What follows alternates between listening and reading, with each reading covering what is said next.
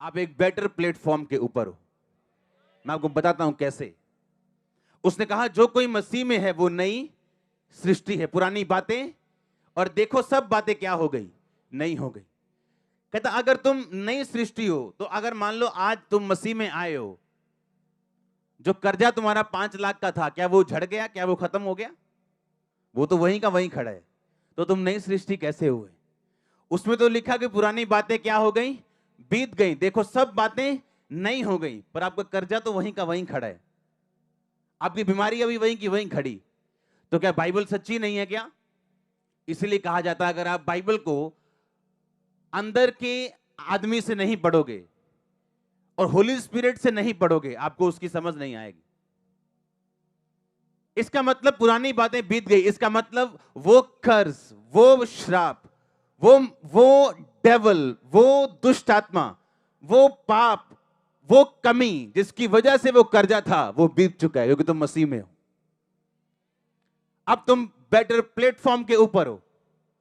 अब परमेश्वर का हाथ तुम्हारे सिर के ऊपर है।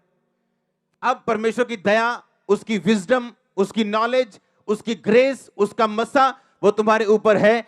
अब तुम कोई भी काम करोगे वो फलवंत होगा और वो कर्जा उतार दिया जाएगा।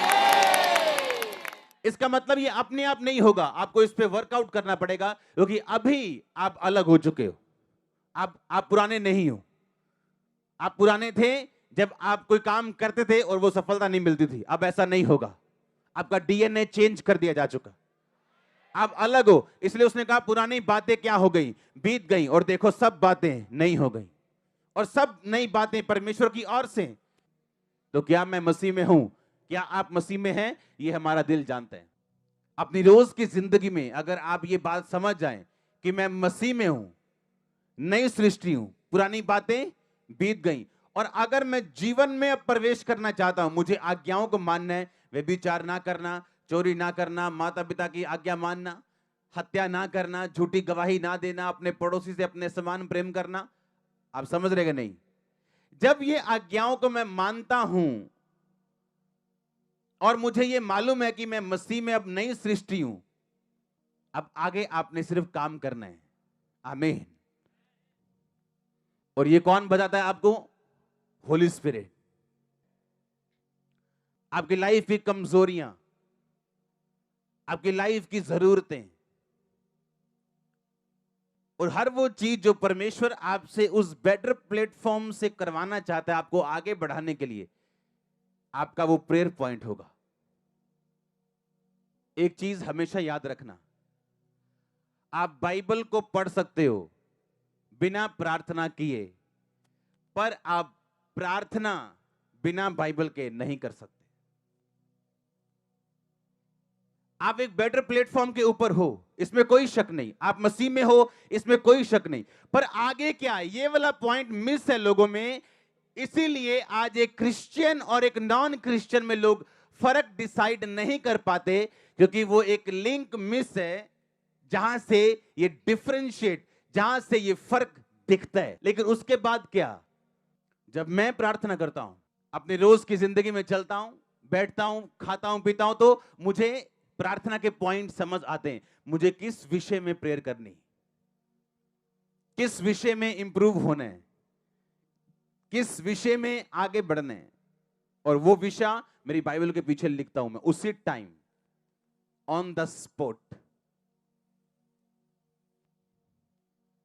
और उस लिखे हुए प्रार्थना पॉइंट के लिए कौन सा वचन बाइबल में कहां लिखा है, फिर वो लिखता हूं। क्योंकि जो लेवल, जो बरकत, जहां परमेश्वर मुझे लेके जाना चाहता है, वहां मैं अपने आप नहीं जा सकता अगर मैं काम नहीं करूंगा। तो आपको अपनी लाइफ को एनालाइज करना है, इसको जांचना और परखना है कि किस हिस्से को मैंने छोड़ना है और किस हिस्से को पकड़ना है, ताकि मैं आगे बढ़ सकूं अपनी लाइफ में।